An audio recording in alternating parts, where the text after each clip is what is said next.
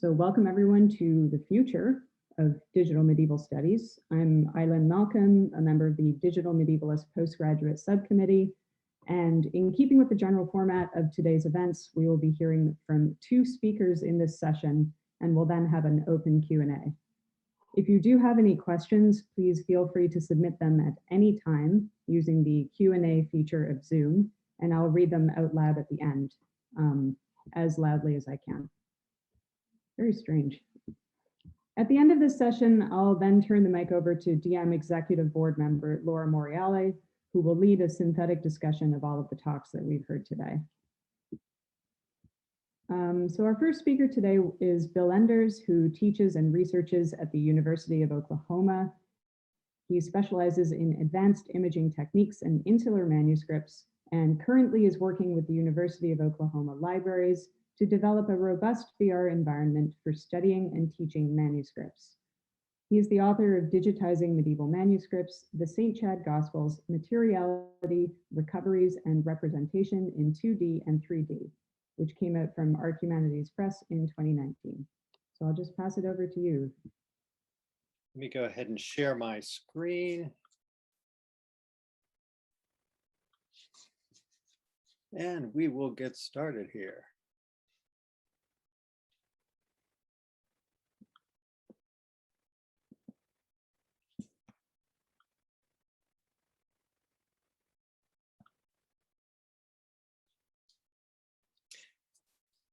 All right, hopefully everybody can see that okay.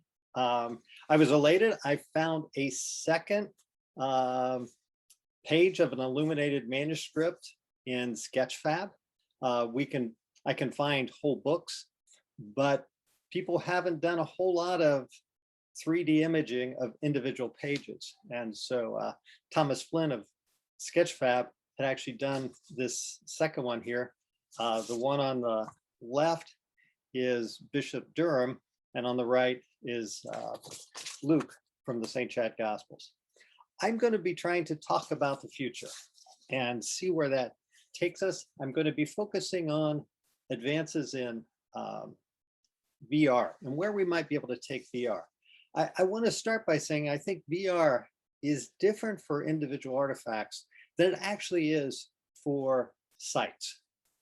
A good example is the wonderful work by Diane Favreau, who was trying to figure out if Augustan Rome actually changed Rome into a glittering city. He went to using marble to build buildings versus bricks.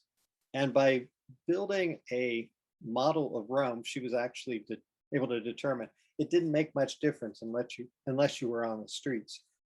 So I think when we're talking about artifacts, we're talking about juxtaposing different pieces, a manuscript with a picky stone carving or some jewelry or metalwork. And normally we don't do that with buildings. We don't put buildings inside of each other or do quite that same comparison work. I'm going to start with two questions. One is pessimistic. How do we digitize medieval manuscripts? And I'm actually losing part of my screen here for some reason.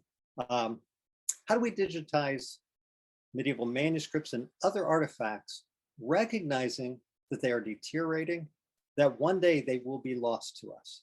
And I was worried about this, making me way too pessimistic until Tracy's talk and all of the digital work that has allowed for the restoration of Notre Dame in ways that couldn't happen otherwise. The second one is more positive. How do we digitize manuscripts to bring future generations of scholars into being? Here's just an example of the Martyrology of Donegal. It is based on 9th to 12th century sources, which are now lost to us. And all we have is this 17th century record. So we can't really treat this as a historic document, but it does give us some scholarly information. But within 250 years, the original documents or manuscripts were actually lost. Here's actually the Chaucer, Haggard Chaucer. It had the name Stokes in this bottom area, and I did some RTI on it to try to recover it. And you can see that there is no recovery here. There are some lines, however. The photostat copy in 1930 actually has the name Stokes that is legible. By 1979, the name was gone. The Chaucer Variorum project here at the University of Oklahoma actually did a facsimile version of the manuscript, and it's not in there. And just as kind of a side note, if anybody is interested, we'll probably be hiring digital medievalist in a year, this year or next year, because we have a scholar retiring from the Variorum. But literally, the Chaucer manuscript had the name, and it disappeared in a period of 29 years. That's less than half of a lifetime. So there's a certain exigency of digitizing manuscripts, and it's worthwhile thinking about how do we need to digitize manuscripts, knowing that we could lose one at any time. And that does sound bleak, but I think that there's some value in thinking in that direction.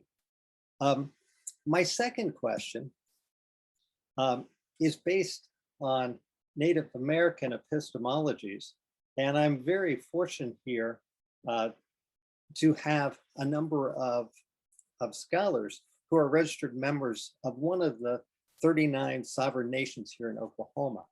So I've been able to learn a fair amount about indigenous epistemologies. I was on a wonderful dissertation that Casey Jones Matrona just recently defended. And she raised the question looking at indigenous futurism. How do writers write future generations into existence? And so I'm kind of borrowing from our questions, but I wanted to honor our scholars. If you're interested in indigenous epistemologies, Braiding Sweetgrass by Robin Wall Kimmers is a great place to start. One of the things that happens when we start thinking about scholars and training scholars, and I jumped ahead of my slide just a little bit too quickly, but pre-cell phone or pre-smartphone, having the ability to draw or to sketch was highly valuable because you didn't always have a photographer at hand. You didn't have your cell phone. These are some sketches by the eminent scholar Francois Henry, and they're quite delightful to look at. There's one of the St. Chad Gospels, and we've got an incipit page. This one I think is really cute and wonderful. And whenever she would have something photographed, she actually would make drawings for the photographer to make sure that the photographer was able to take exactly what she wanted. In the world of cell phones, we don't have to worry about that anymore. So our skills and our skill sets are shifting in really interesting ways. This is just another example. This was a belt buckle, and there was some discussion over that cross and if there was any similar belt buckles in the Asmolean Museum. And I don't know if Dot Porter is here, but correlation diagrams are always a pain, and our digital tools, VisCol is a wonderful tool that makes sketches like this a thing of the past. Again, let me just kind of reiterate my questions. How do we digitize manuscripts when we know that we will lose them sooner or later? And how do we digitize manuscripts to bring future generations of scholars into being? Now, as I have written about in my book, Digitizing Medieval Manuscripts, scientists have identified somewhere between 22 to 33 senses, depending upon how tightly you define each. A common known sense, but rarely named, is proprioception, awareness of where our body parts are at all times. It is recognized for sobriety test, close your eyes, touch your nose. When Elaine Traherne talks about understanding the heft of a manuscript, in part, she's talking about proprioception, knowing the felt distance of your right and left hand when you pick up a manuscript. It gives you a sense of size. This sense of effort, how much effort does it take to pick up the manuscript? a sense of effort. If we didn't have a good sense of effort when I picked up, there it comes, my cup, I would throw my tea into the air. Also, we have a sense of balance. How much effort does it take us to keep our balance when we pick up that manuscript? So all that sensory data is coming at us so that we can actually understand the heft of a manuscript. And that's really important understanding. The problem of studying images on a screen, as wonderful as they are, and especially in the pandemic, they've just been, a godsend, is that it is an inefficient, and I'll say this again, an inefficient use of our senses. One way to think about Descartes' mind-body split is as an apologetics of sensory experience and knowing, that is, justifying text as engaging the sole sense of sight as ample to stimulate thought and to preserve and transmit knowledge. Our range of senses constantly supplies us with a wealth of information from which we construct our experience and come to know. On the most basic level, the parchment of a manuscript in a gospel book functions symbolically, with each touch of the flesh, each turn of a page, the incarnation of God. God's word made flesh is at hand, is experienced through another sense, touch, not sight. This inefficiency in the use of our senses is readily recognized in the use of computer screens and a mouse to study an image. Our sense of effort provides information about using a mouse and the dexterity needed to move it in a way that corresponds with our desired control of the cursor. And proprioception provides information about the relationship among the mouse, our body, and manipulating the image on the screen. During such an encounter, these sensory experiences provide no information about the object of study, the manuscript. Information is completely dependent upon sight. Visual reality brings proprioception, or yes, virtual reality brings proprioception back into the encounter as it does our full field of vision. So suddenly, once we move into VR, we can use more of our senses. A sense like haptics, touch, is going to be terribly important to us. And I just can't wait till we can move forward with haptics and actually feel a manuscript and touch it. We can do that through 3D printing now. So that's a step in the right direction. But the haptics are really way too expensive. A new haptic glove can cost upwards of $80,000. So they're quite pricey. But by moving into a virtual reality, we can suddenly engage more than our typical sense of sight. VR generates a sensory experience as if the body and the manuscript share the same space. Such an experience, when a range of senses are engaged, generates presence, one of the key elements through which humans form relationships.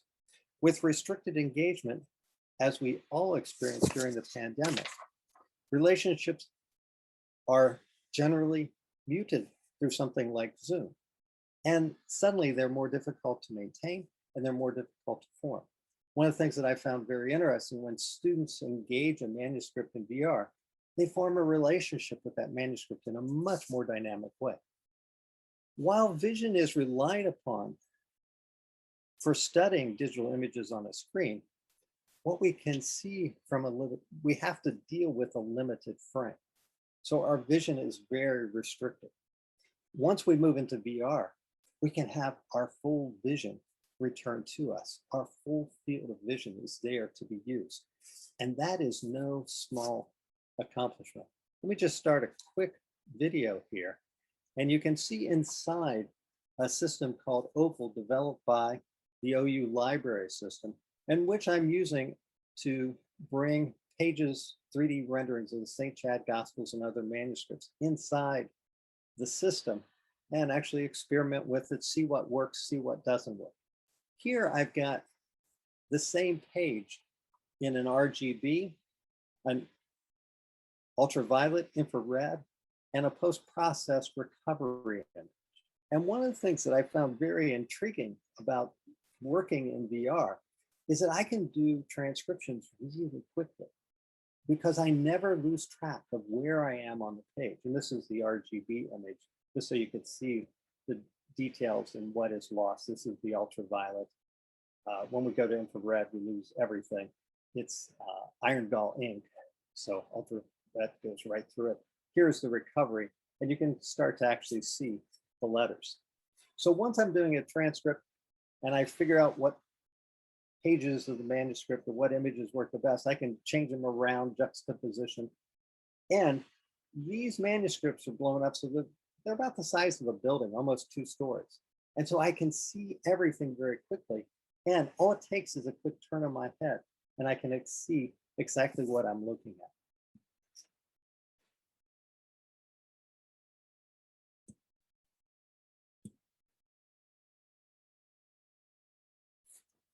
The other thing that VR allows us to do is juxtapose different images and also control our environment, control our light.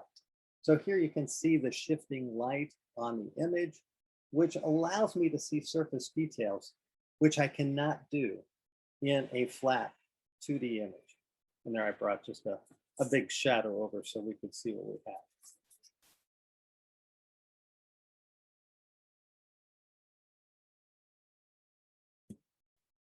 Now, to actually generate 3D models, we can use something called structured light, where we project patterns over a manuscript. We know what they look like on a flat surface, so we can calculate contours.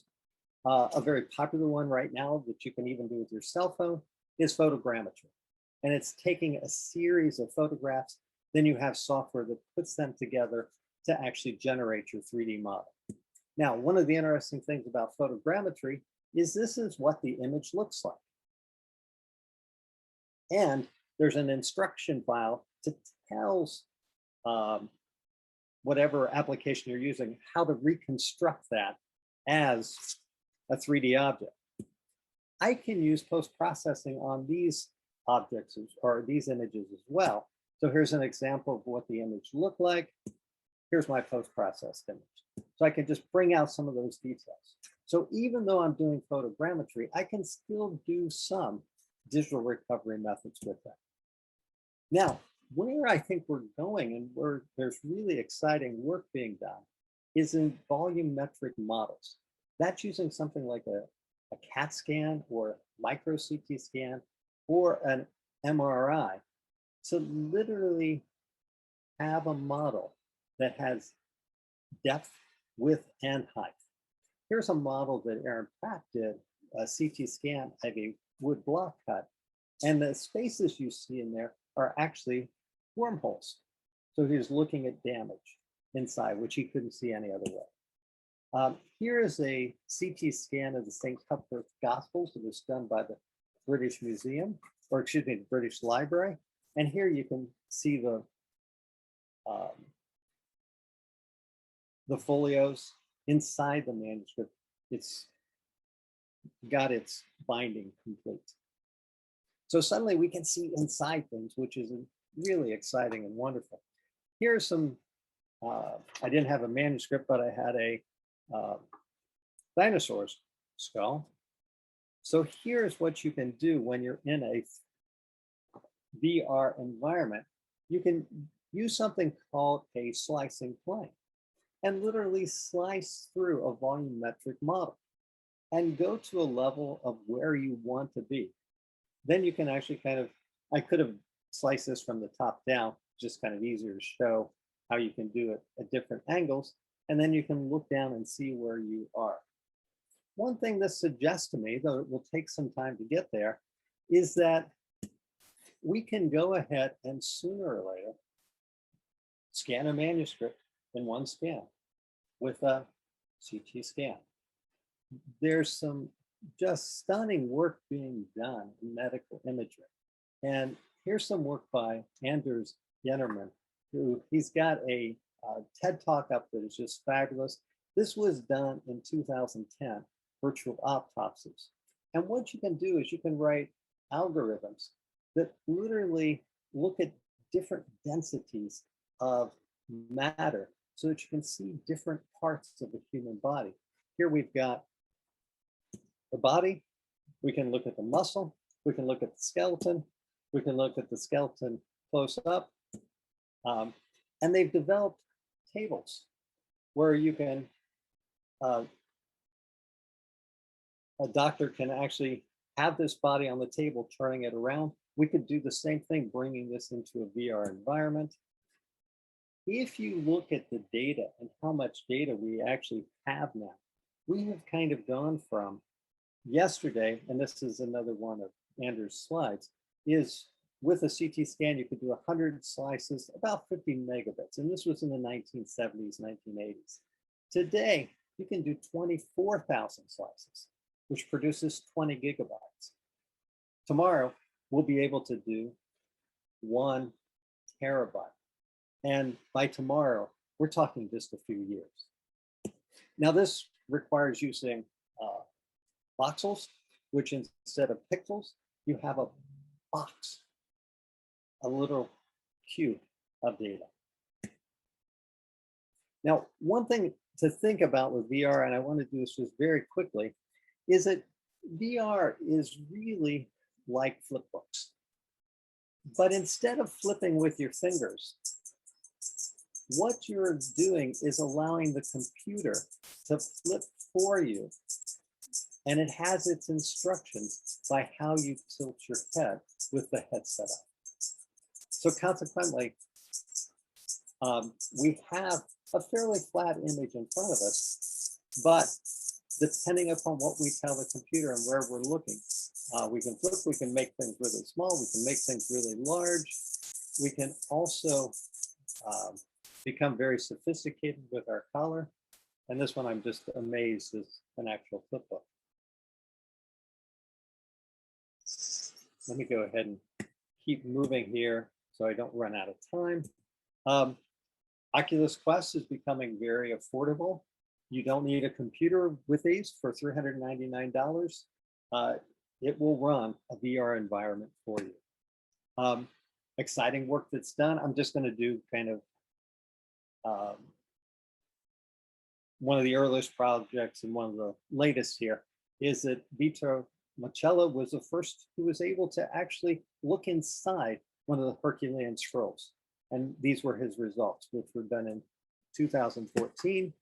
Then recently, we had the wonderful Unlocking History research group from people from Europe and the States, who were able to literally digitally unfold letters that were sealed that had never been seen before. These are just some pictures from the Chad Gospels. Let me just end by saying, medieval artists and scribes worked to engender experience. We have some sense of what that medieval experience was like, thanks to people like Gerald of Wales, who describes the manuscripts, which might have been the Book of Kells or lost manuscript of rival Kells. According to Gerald, it was as if witnessing the work not of a man, but of angels. Gerald records himself as being in Kildare at the time. I have been fortunate enough to visit Kildare and its marvelous 13th century cathedral dedicated to St. Bridget. I have never felt as if standing on more sacred ground than I did there. I can't tell you why. I could see nothing really specific in the architecture or the land shape or the lighting, but I really felt like I was standing on the most sacred, some of the most sacred ground in the world. This tells me something about being human and the power of human art. There's always something unexplainable in our experiences of a manuscript, whether illuminated or not. There's always something unexplainable in our experience of medieval sites, whether cathedral, beehive oratory, or battlefield. The true challenge of digitalization, I want to contend, is to capture and render what is unsayable. Thank you.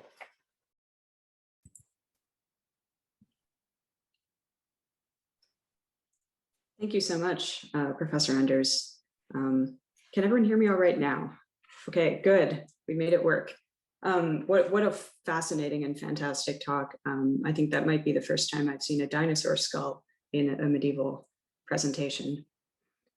I'm delighted to introduce our final speaker, Gustavo Riva, who is a postdoctoral scholar at the University of Heidelberg and member of the Collaborative Research Center Material Text Cultures, where he works on digital publications and research tools for pre-modern written artifacts. He studied medieval literature at the University of Buenos Aires and the University of Porto.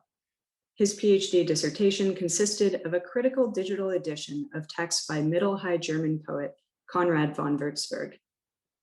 Lately, he is focused on digital humanities. His current projects include an edition of illuminated manuscripts, network analysis of shared manuscript transmission, an online data set of philological stemata, and a corpus of early medieval relic labels. We're so grateful to have him here today.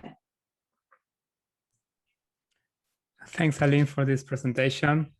And first of all, I want to thank the organizers of Digital Medievalist and the Medieval Academy of America for this wonderful conference.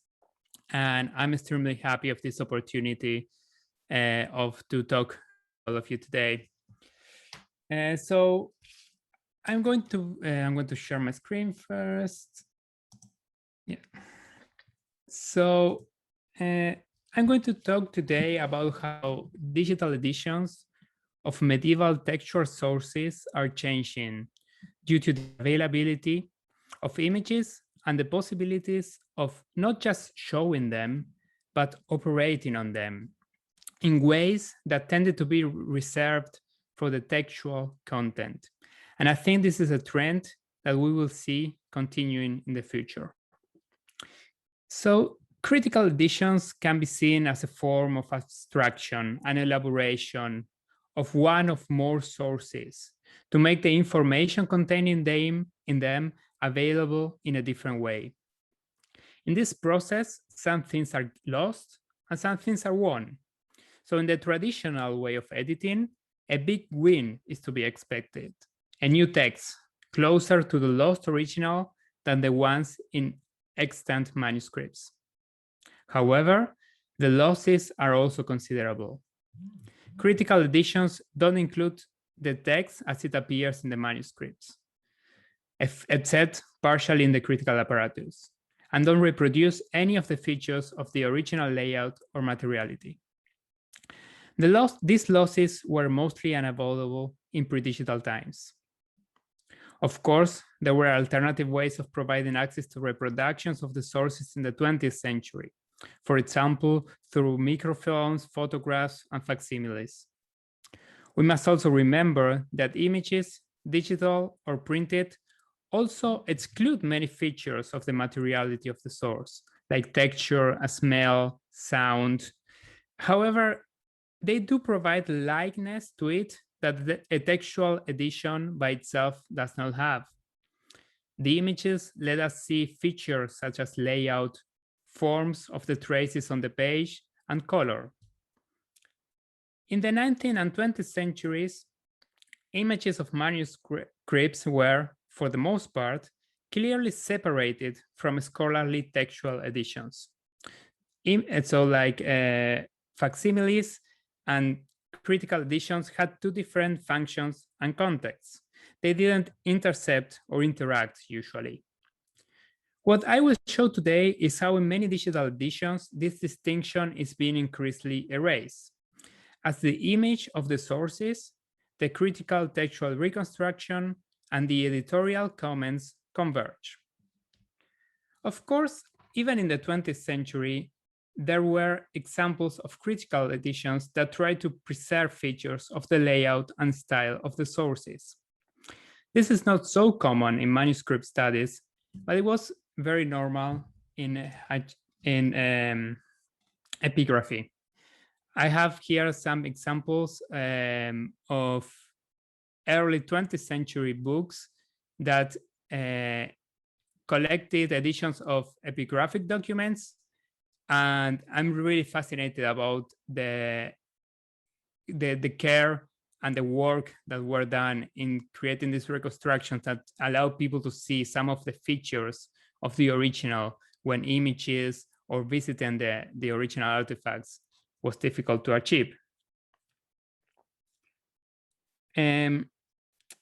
As digital images of manuscripts have become more available, digital editing has changed, as now we can do many critical operations directly on the images.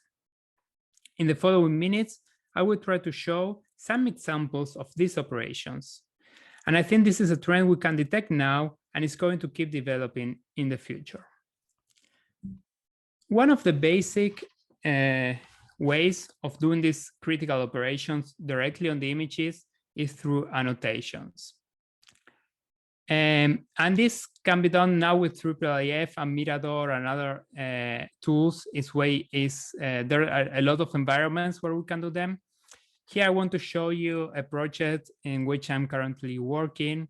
This is the digital facsimile of the Antologia Palatina, or the Greek anthology, which is a collection of epigrams, which is hosted, which is nowadays at the University Library in Heidelberg, and also a part of the manuscripts is in Paris. And so this collection, each page tends to have a lot of epigrams that are very short poetic texts, and some known as scholion, or this scholia, or scholion in singular, that are annotations, marginal annotations that refer to this text.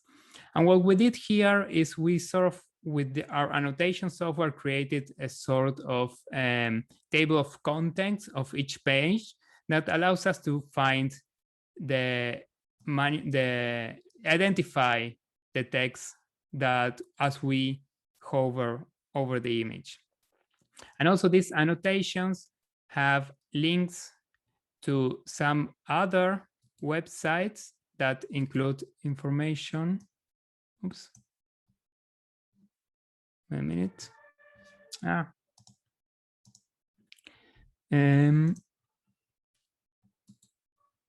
There it is. For example, this website that contains the fragment of the image that is actually delivered through IIIF to this website, and has some information about it. And we also have I'm having some trouble with this, sorry. We also have links to Perseus, where we have an edition of the same epigram that we see in the annotation. And for some of them, we have editorial comments. For example, in the case of this epigram, the same text can be found in another manuscript. And so we have a link to that manuscript, where we also find the same epigram, but with an illumination accompanying it. So this is what we're doing with this is we're enhancing the image, making it more readable, and link to other resources online. So the commentaries that would traditionally be part of a textual edition are now directly part of the facsimile edition. Let me show you another project that does something similar, but also completely different.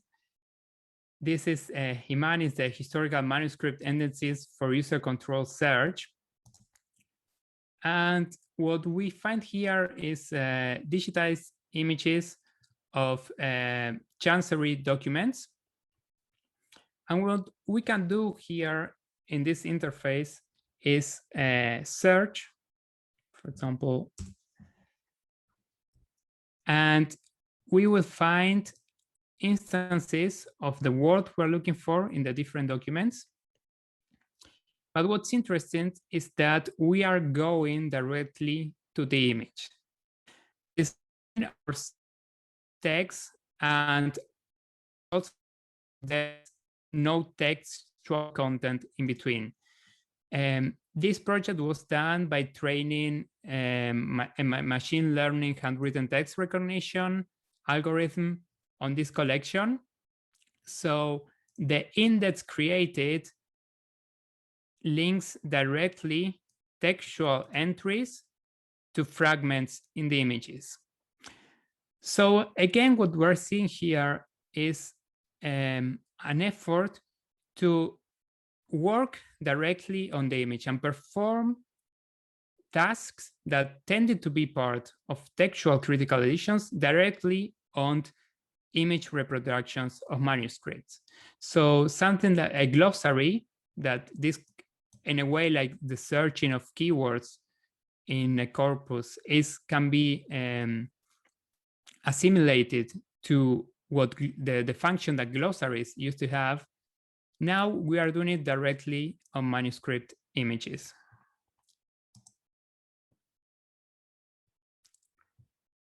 Another interesting thing that has happened is that many editions had suddenly realized that in many cases our texts are not just text, but are accompanied by images, like by illustrations and illuminations of different kinds.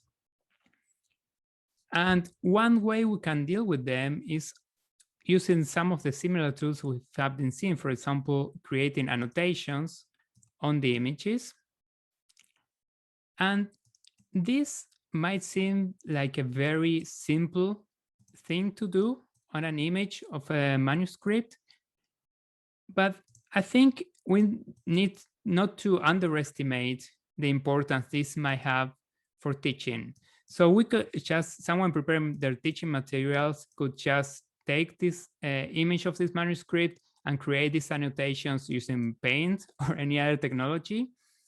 But with some of the things we've seen, like IIIF and the possibility of importing and exporting images from one environment to another one, together with these annotations, and being able to share them, makes us give us the ability of creating very useful resources for research or for teaching that can be shared very easily.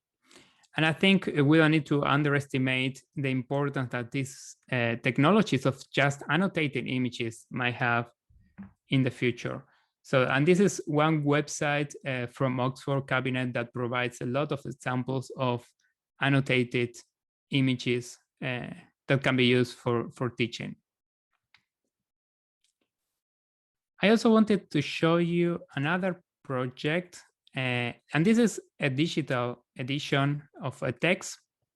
This text is the Welche Gast, and here it is, the Welche Gast. And this is a text written at the beginning of the 13th century. And it's a text about, it's a sort of text about courtly manners and general wisdom and education advice. And it's a text that has many copies. And one of the features of this text is that it was composed with a series of illuminations in mind. So the author even makes references to the images, to these illustrations that should be transmitted together with the text. And so what we do in this digital edition is, on the one hand, together with the transcription, we want to say where these motifs are to be found. But what I think is the most interesting is that we, as these collections of images are transmitted together with the text and are copied in the different manuscripts and in the different witnesses of the text, we can do a comparison of the images, because as we normally do in a textual edition, and we see the variance in the text, we can also analyze the variance in the images. So what we did was identify the different figures that tend to appear in these images. So this would be analogous to what traditionally was the critical the critical loci of a text. And we create this sort of synoptic view where we can compare the different renderings of the same motif, and which include also text.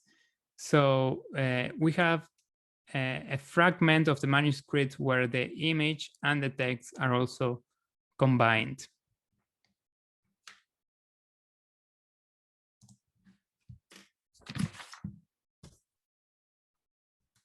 Another thing digital editions have tended to discover is that we also have diagrams.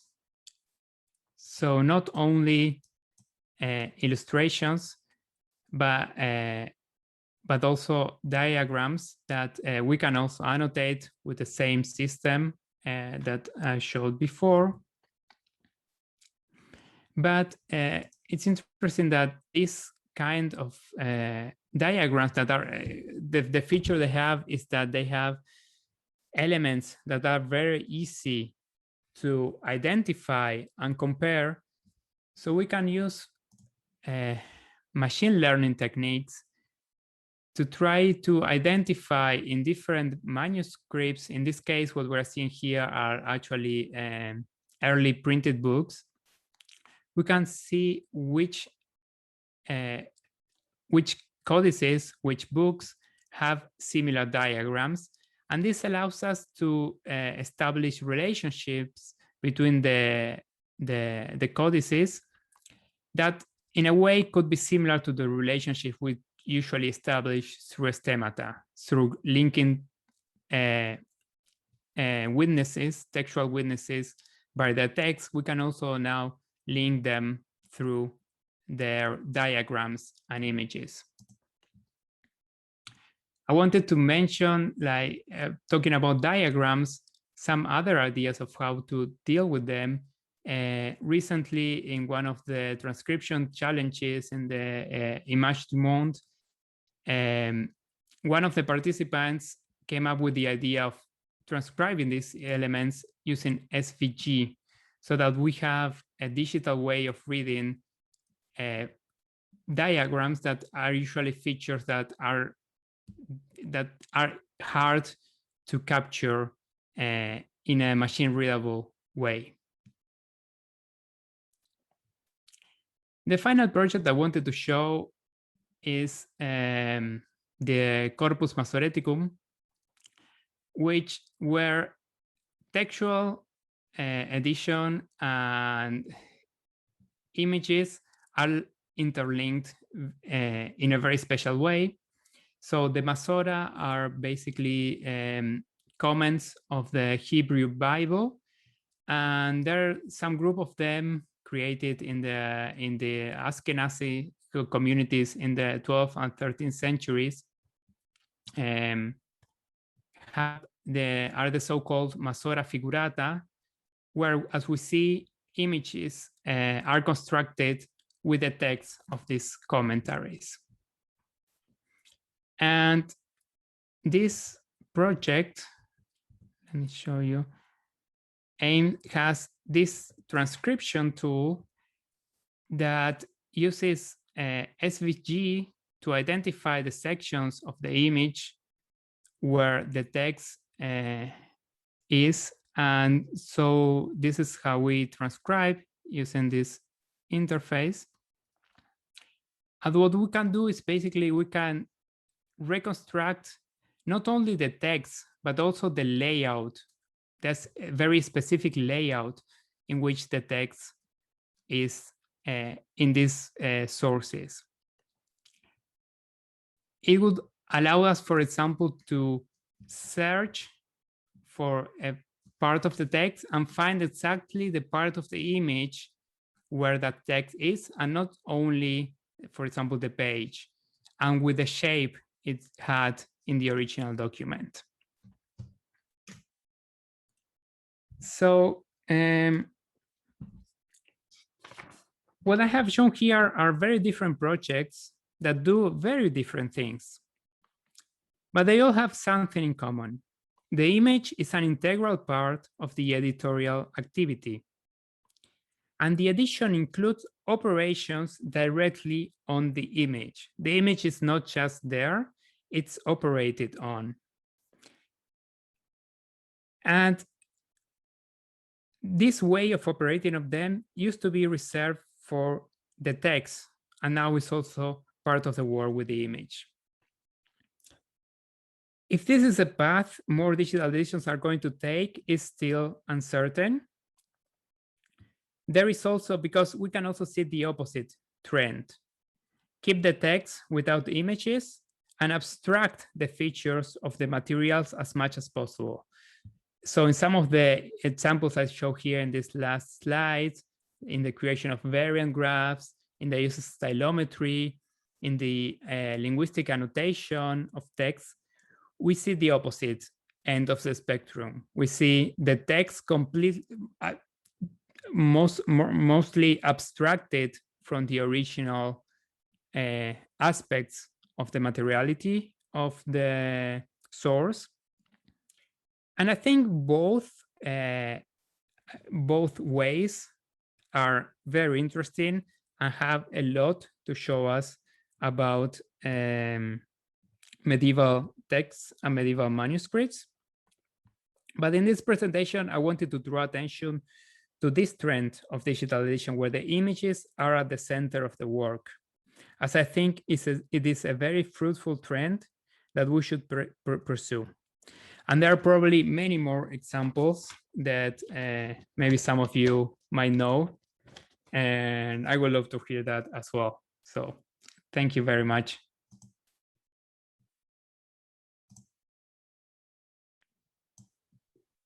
Thank you so much. That was so fascinating. I'm really interested in this potential for using SVG with diagrams. So I think that we've been given a lot to talk about. Please feel free to toss your questions into the Q&A and I'll address them in the order that they appear. We already have our first question for Professor Endres. Recently, I tried to access the 3D gallery of the St. Chad Gospels and wasn't able to get any of the images to load. I've also run into problems with other DH projects that depended on Flash, which is no longer supported.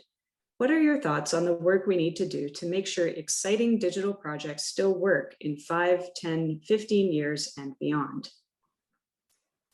That's a wonderful question. And my apologies that the Chad Gospels 3D viewer isn't working at this point in time. I actually built that. Hold on one second. Here, look.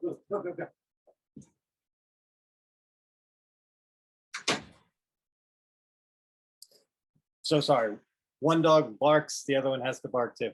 I actually worked with an undergrad student when I was back at the University of Kentucky, and we actually had the viewer out and running in 2013, and we were a little bit ahead of the Smithsonian in some of our tools, which I always have felt very proud about.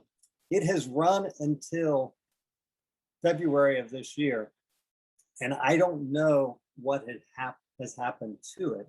What happens with Webgl is that the browsers have freedom with how they enact it. And they must have done something with the browsers that are enacting Webgl differently. So it goes away. So this summer, I'm going to take a look at it and try to see if I can get it up and going again, see what the issues are. If you try it with different browsers, you'll see that it fails in different ways, which is really frustrating to see. So consequently, this is one of, I think, oh boy, a huge issue with technology, that it is always changing. You know, I think TEI and going with something like XML is very safe because it is stable. It's going to continue. in images. The TIFF format we know is stable. It's got efficiencies built in, not going to go away anytime soon. However, the interfaces that we use to build, our websites around are always shifting.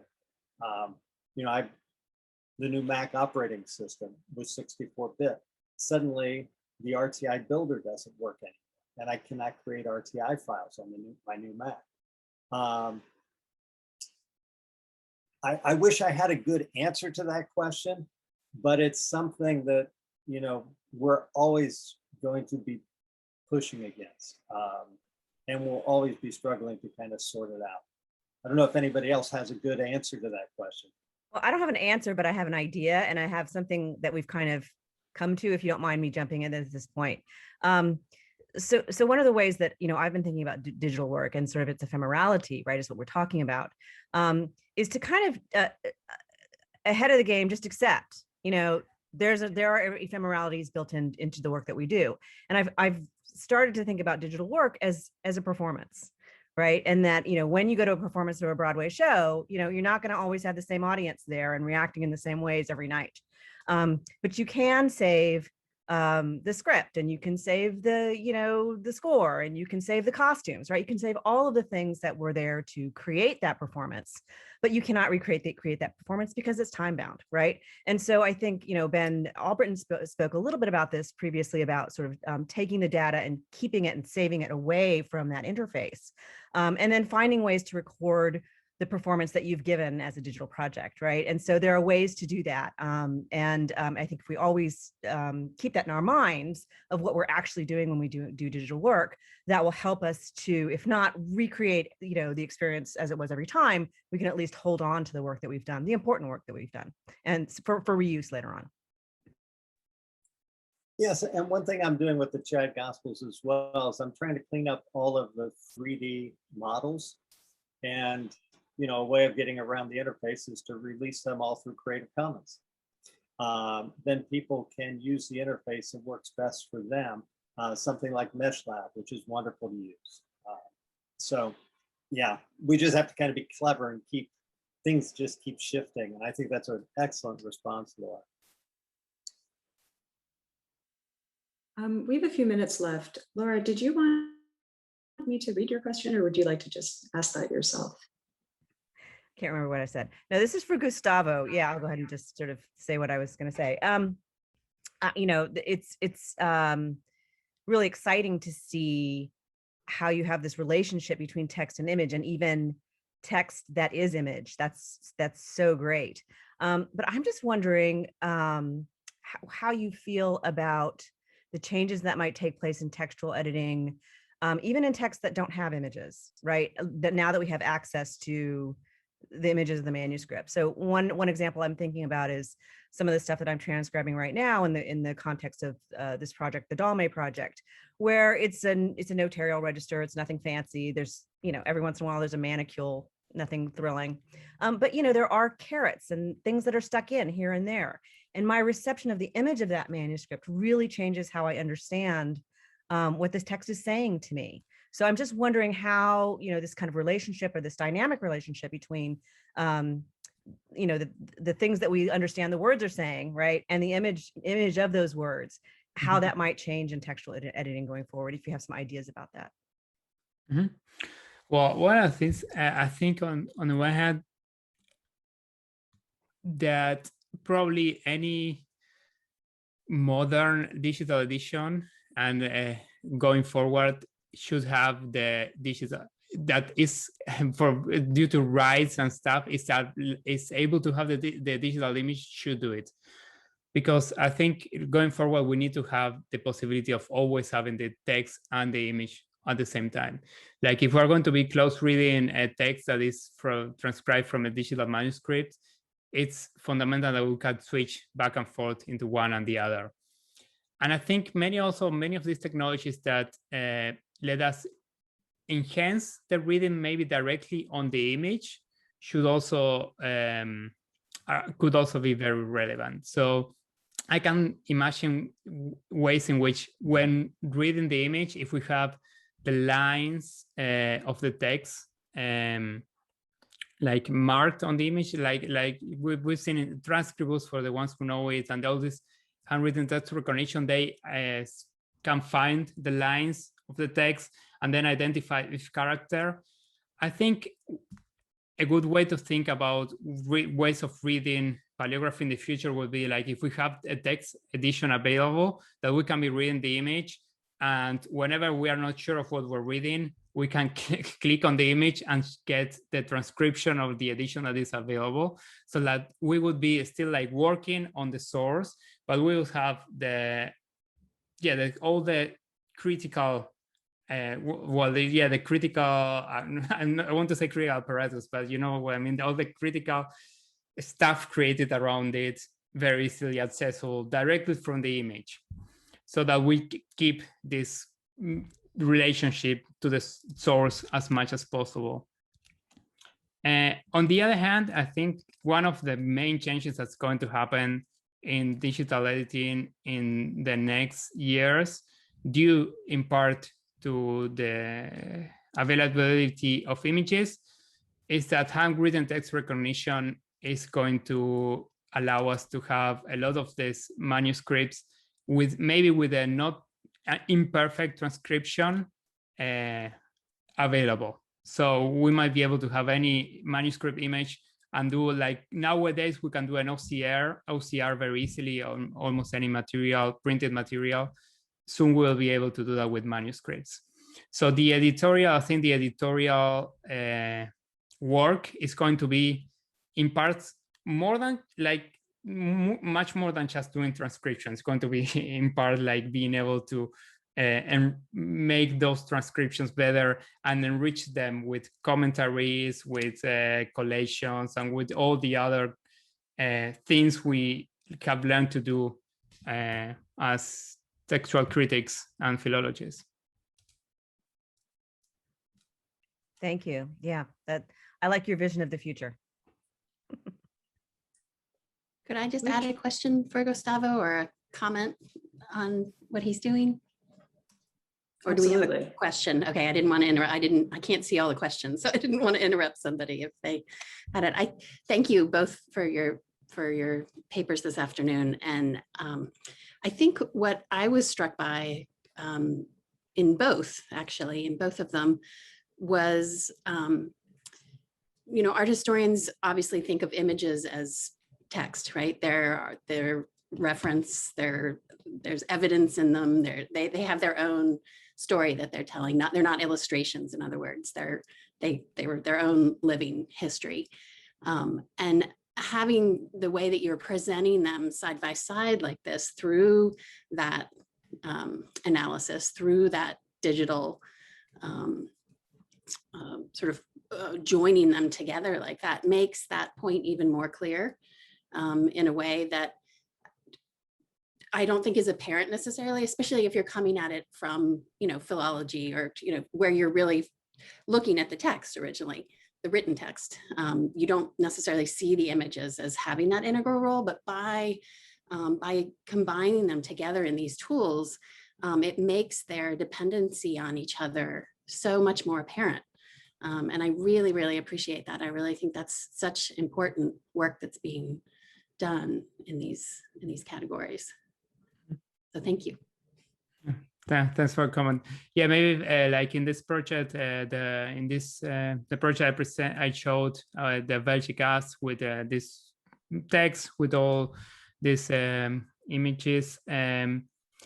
Yeah, of course, I had a problem, like my bias is like to look at the text from the philologist point of view. Mm-hmm. But of course, in the project, it's actually an interdisciplinary project where we also have art historians working, and they are very interested in these images and how they relate to each other. So a lot of what I've shown, I compare it to like how we think of the variations on the textual level. But of course, the art historians were like thinking about our text from their perspective, and they were like, "Oh yeah, your text is like we usually think about images." So I think that's also it's it's also a very good way to think.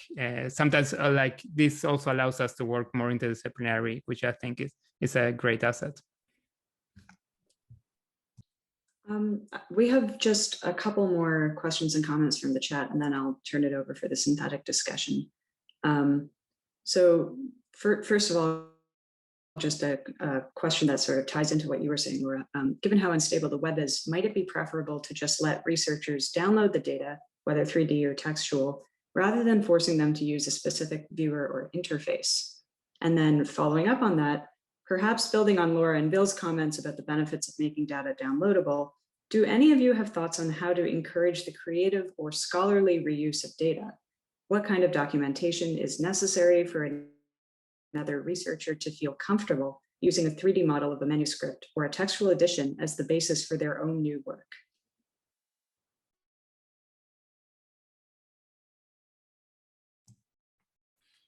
I know, William, do you want to go first? I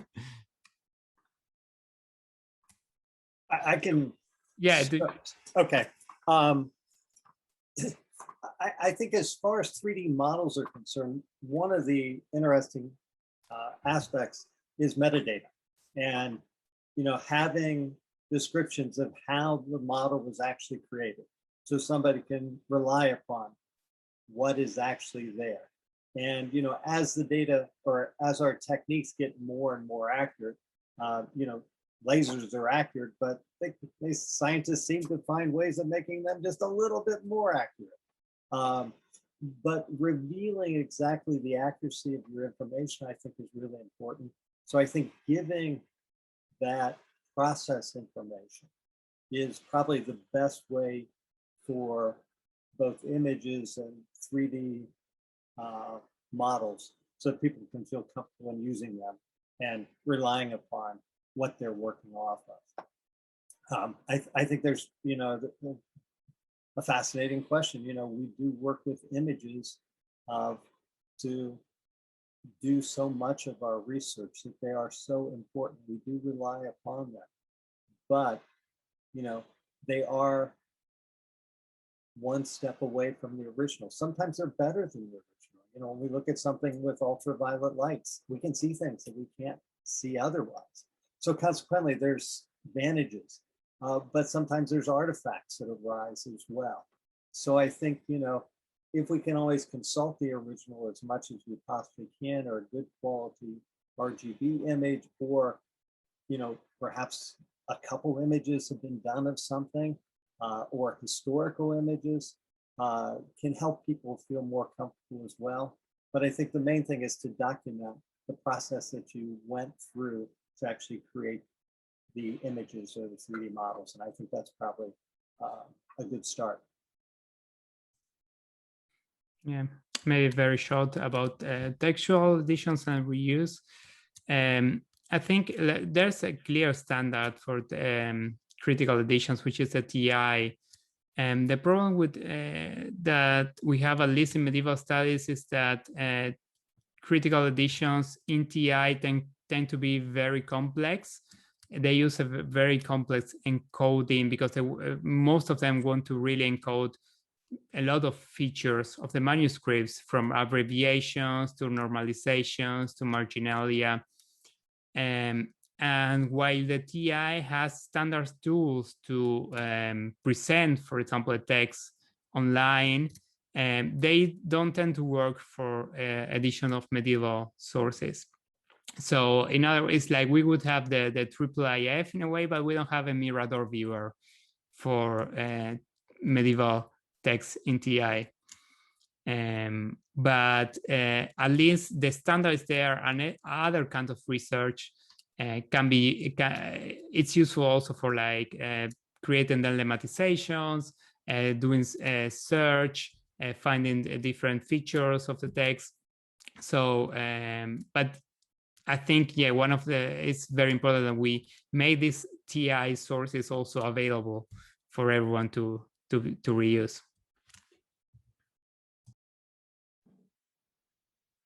Thank you so much. Laura, I'm happy to turn it over to you at this point for our final discussion. Terrific. Thank you so much, Aylin. And of course, thank you to all the contributors today. That's my job to start by thanking you all and just letting us know that we're all kind of, the gang's all back. So if there are questions that you had from audience members, if there are questions that you had from previous panels that didn't make it to our speakers, please go ahead and put those in the Q&A right now. But otherwise, we'll start with some more sort of synthetic questions to sort of bring in a lot of the strands that we talked about today. So we have until 3:30. I do also want to thank all of you for sticking around. I know it's a long day, so if you're still with us, thanks so much for that. I guess I should just introduce myself briefly. My name is Laura Morreale. I'm an independent scholar working in Washington, D.C., and I'm a member of the Digital Medievalist Executive Board as well. So if anyone has questions, go ahead and send them to me now. Otherwise, I think I'm going to go ahead and start with a really large question, and then people can dig in just a moment. And this question comes from really when we were conceiving of the theme for this conference. And we settled on images because, of course, we in the Americas are very happy to have images because we're far away from the repositories where many of these things are kept.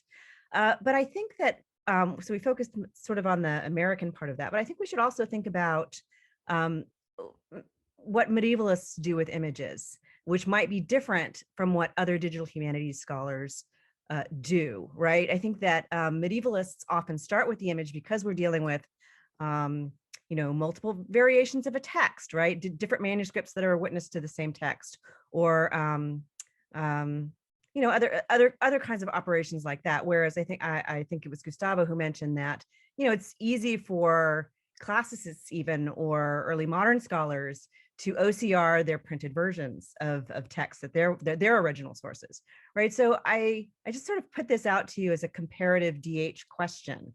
How do medievalists use images differently than other digital humanities scholars do? And how has that kind of shaped the work that medievalists do digitally as opposed to other sorts of scholars? So that's a big question. Does anyone particularly have an answer to that? Or I don't want to pick on anybody, but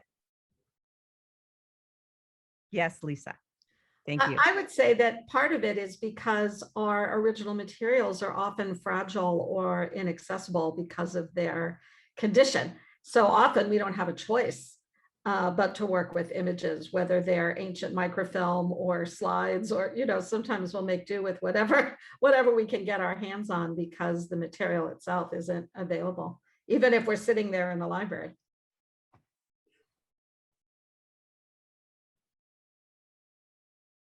Anybody else? Yes, Bill. Yeah, and I was thinking about, kind of what we share with and do so differently than people in media studies who are trying to look at images and basically mine some of the same data we are as far as sociology is concerned and what the social dynamics are. But at the same time, we kind of have that same vein with archaeologists in looking at these fragile artifacts coming into play. But I think that we do have some overlap. We probably see what's captured in our images versus, the media critic who is looking at media in a certain way and what it, is rendering, or what is captured, what is not captured, or how somebody is using social media, where they have the user has some control over it, where our poor little manuscripts have no control over what we do to them when we image them. They can't say, oh, I'm not going to reflect light today. Haha, try to get my picture. So subject is different in an interesting way. But I think we have some interesting connections with media scholars, so we could have some real productive conversations with. Great, thank you. Yes, Deb, thank you.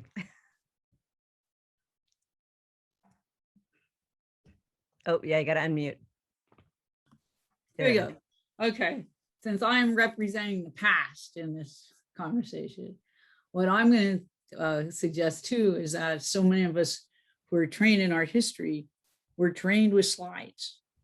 And especially in the US, because if you're interested in the Middle Ages, you can go see a 19th century version of a medieval cathedral, for example, but there ain't no monasteries or churches here that really date back to the Middle Ages. And so it's part of, and also the collections of accessible materials, even among our museums, are pretty slim compared to what people have to study in Europe. So I do think that there's something American about diving in and thinking, okay, we got to make images of this stuff because this is how we were trained to work. But what's I think also part of that is that it's never been part of that philosophy that those images make a substitution. Again, with our training, all of us in my generation of scholars, spent all of our last pennies in grad school trying to get to wherever these objects really were in the originals, applying for fellowships, taking semesters off, that sort of thing. So I think that in some ways, also working with images made us even more aware of the distance between the images and the actual objects. So, but I think that's kind of baked in to American art historical studies. And because of that, it's baked into American studies in, I think, manuscripts as well. And I actually think it's given us some advantages, not just disadvantages, because again, nobody's scared of working with pictures, and it's like, how are we going to use them? Where do they fit into the context of understanding history and understanding cultural heritage? So I don't know, that's kind of my take on it, coming into it from the past and, watching 3-hour graduate seminars move through a Kodak carousel projector. Thank you. That's very helpful. I mean, I think, we're now moving into sort of global conversation. And I think it is helpful to sort of stop and understand what we in the Americas do well, but what we're challenged with is, what we don't do quite as well, right? So that's, I think, a really great perspective. Thank you. Anybody else have, I see Tracy. Yeah, I was just going to say that I feel, again, I'm sort of I should have probably explained this at the beginning, but I'm a relative newcomer to the digital humanities.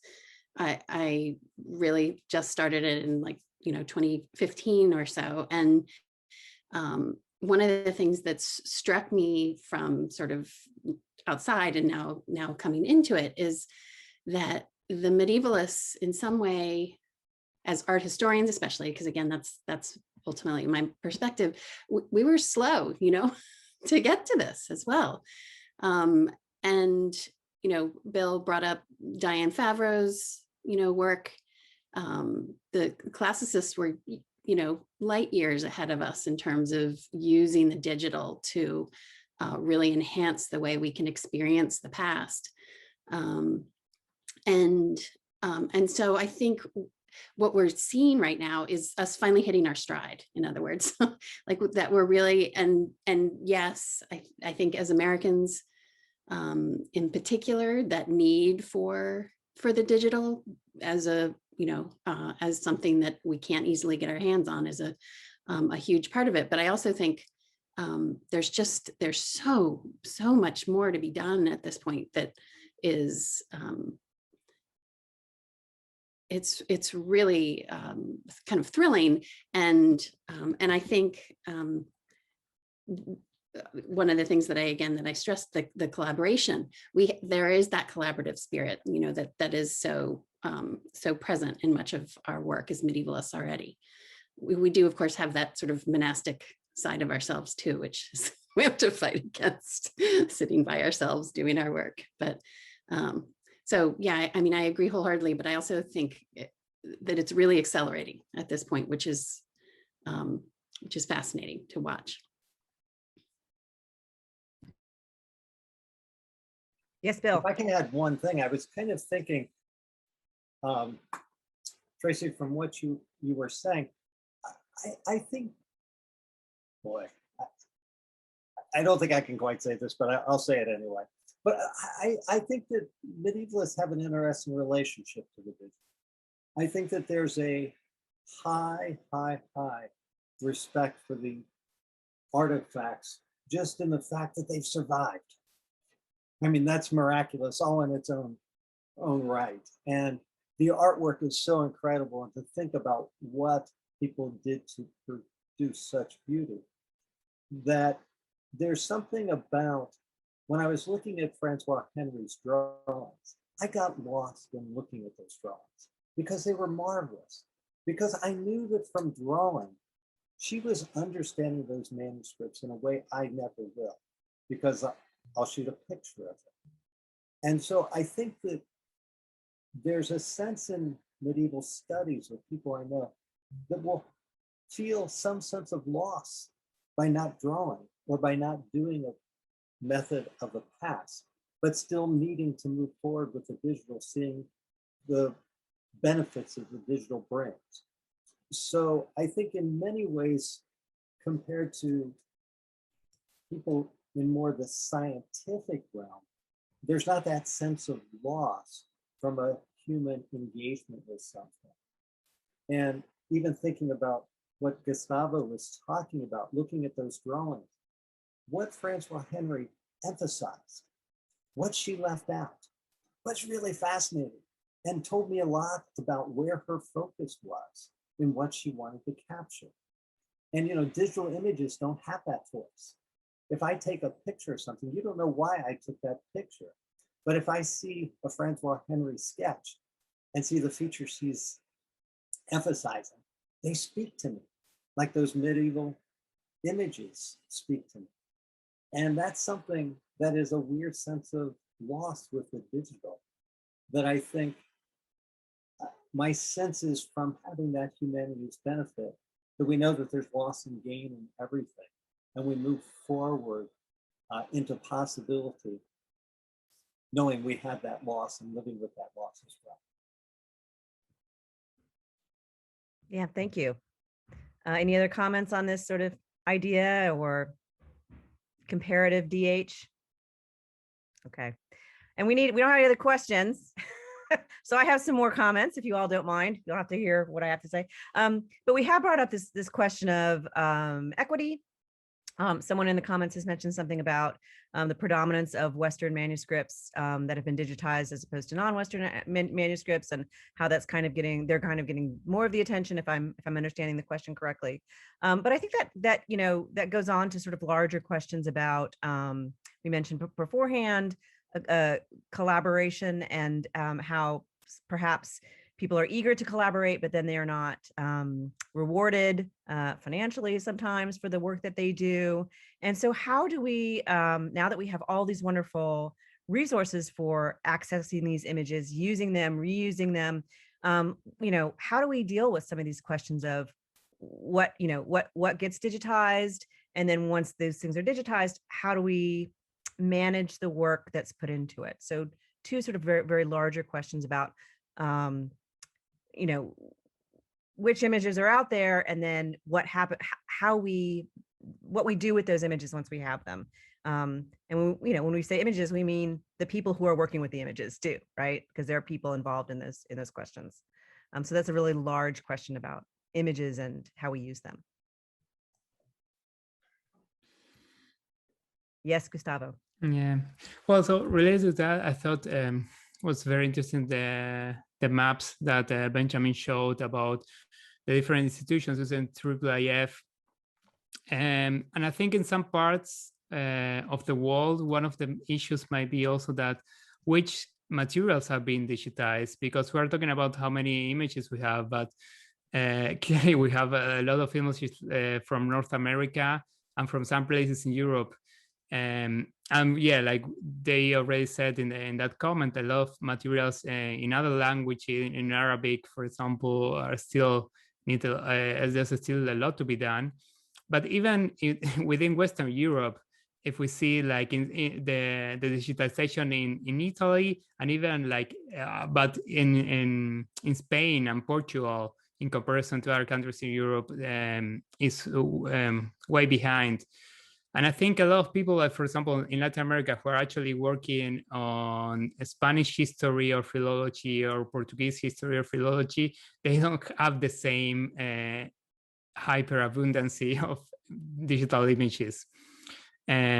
But at the same time, it's a very complex issue because each cultural heritage institutions have their own traditions, their own all sorts of issues at the institutional level, and one of the things I'm trying to think about is how to, for example, how to make IIIF more feasible for this kind of institution, how to let them know that it's something that's worth doing, and how to maybe incentivize the use of these technologies also in this in institutions that and in places where they are not being used yet, which is, I think, it's a very complex question, but I just wanted to mention that.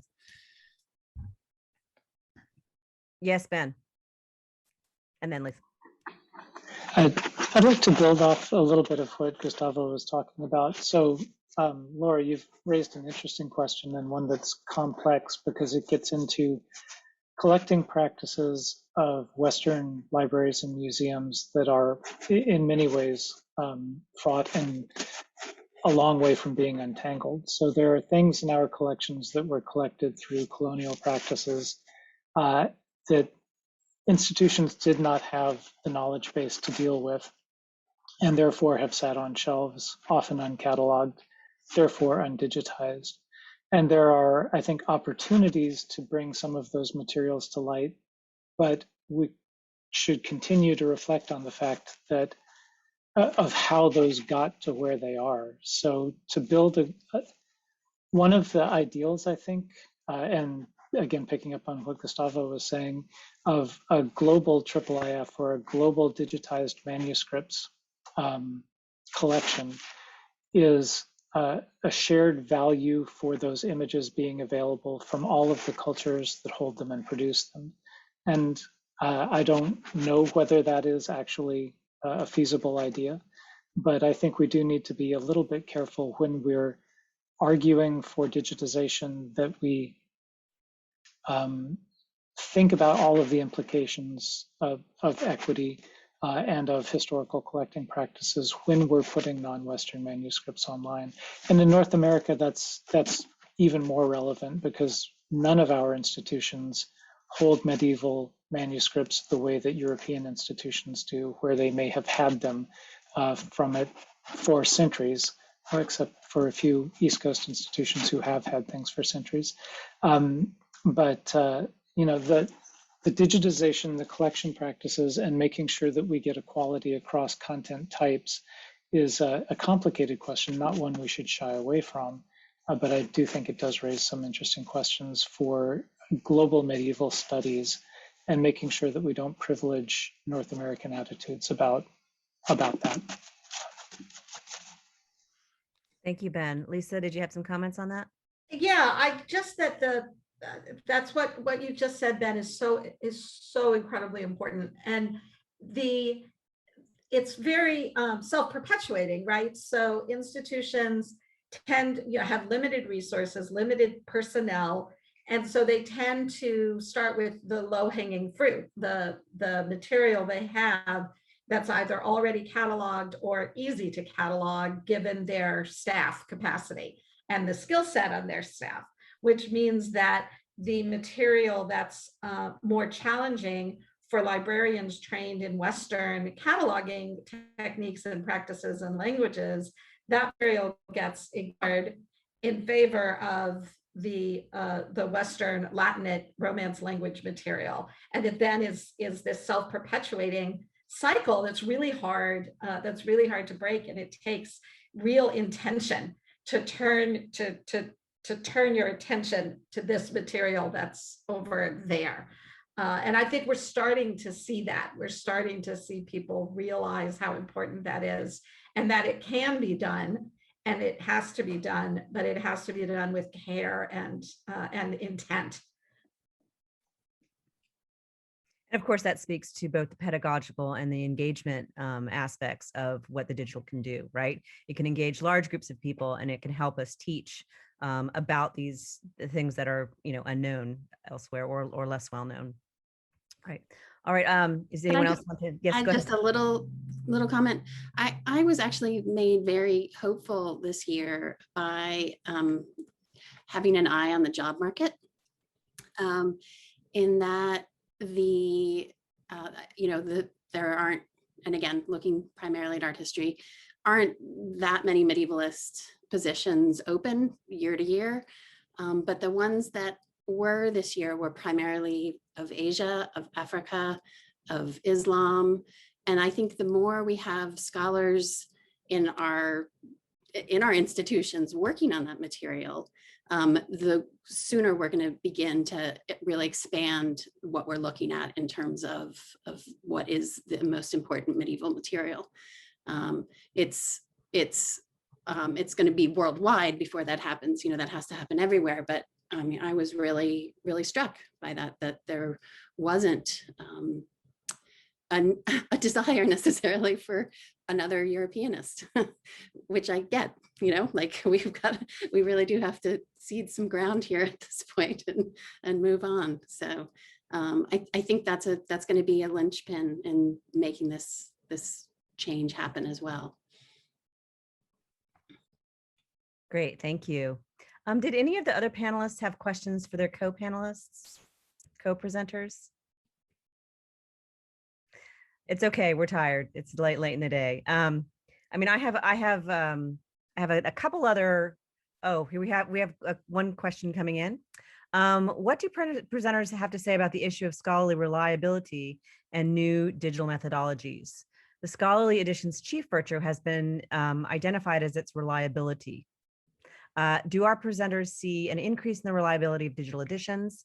If not, do they think that things like digital take precedent over the issue of reliability of editions? I think that might be geared a little bit towards Gustavo, since we're talking about editions, but I won't put you on the spot. I have my own answer, but I won't answer it. I think that at that level, a digital edition and a traditional edition are the same.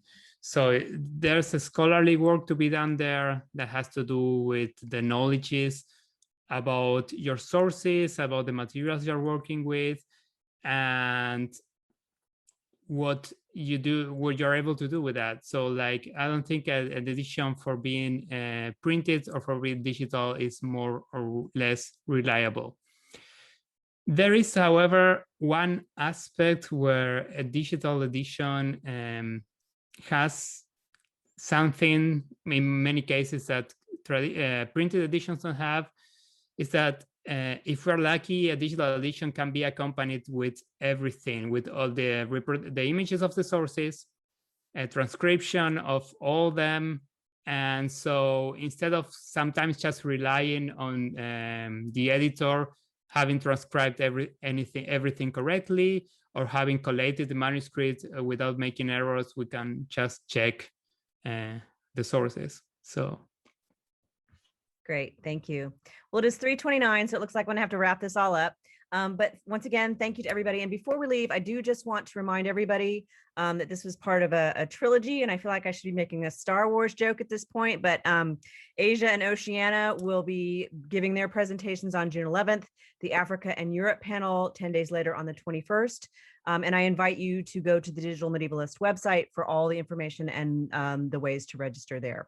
I also did want to remind you that these presentations will be uploaded to the Digital Medievalist webinar repository, and we'll be linking PDFs and, if the presenters would like their PowerPoint slides as well. So you can go to that DMWR, which is also linked to the Digital Medievalist website, to get to watch again or to follow up on some of these presentations. And I will encourage you, please, everyone listening, if you have your own materials, please do go ahead and put that in the DMWR, because then we will have access to your work and we can cite you and learn about the things that you're doing in this community as well. And it truly is a community. So I want to know about your work. So please put those in the repository.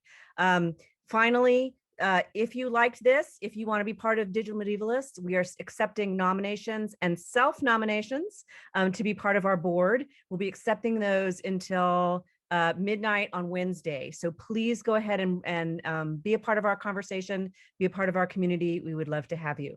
So with that, I will thank everybody for their contributions today. It was really great. And thanks for the wonderful questions from everybody. And we hope to see you on the 11th and then on the 21st. Thank you so much, everyone. Thanks, Laura. Thanks, everybody.